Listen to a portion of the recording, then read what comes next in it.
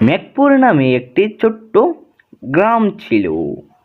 যে গ্রামেতে এক কৃষক বাস করত। সে কৃষকটি প্রতিদিন জমিনে যেত আর গিয়ে চাষ করত। তারপর সন্ধ্যা হলেই তার বাড়ি চলে আসতো। সে কৃষকটির বাড়িতে একটি সুন্দর রাজহংসী ছিল। সে রাজহংসীটি ছিল এক আশ্চর্যজনক রাজহংসী, কারণ সে রাজহংসীটা প্রতিদিন একটি করে স্বর্ণের ডিম পাড়ত, আর সেই ডিম কৃষকটি বাজারে নিয়ে বিক্রি করত।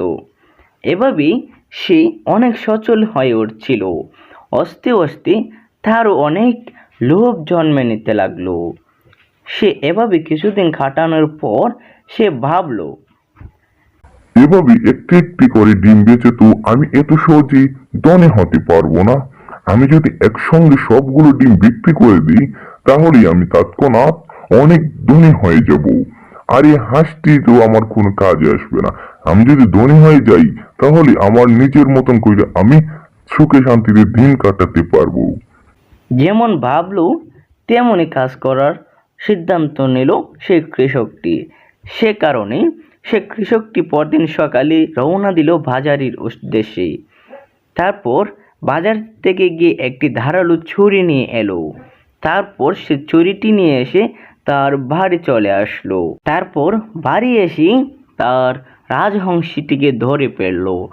তারপর সেই ধারালো ছুরি দিয়ে সেই রাজহংসীর পেট কেটে ফেললো।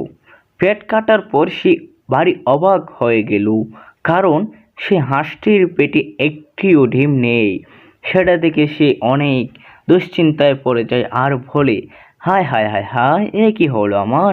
আমার হাঁসটি গেল আর একটিও ডিমও পেলাম না। হায় হায়, এটা কি হলো আমার সঙ্গে? এই বলে কৃষকটি কাঁদতে থাকলো। বন্ধুরা, আপনাদের কাছে যদি এই ভিডিওটি ভালো লেগে থাকে তাহলে এই ভিডিওটিতে একটি লাইক করে শেয়ার করে দিন। তার সঙ্গে এই চ্যানেলটি সাবস্ক্রাইব করে বেল আইকনটি অন করে রাখুন।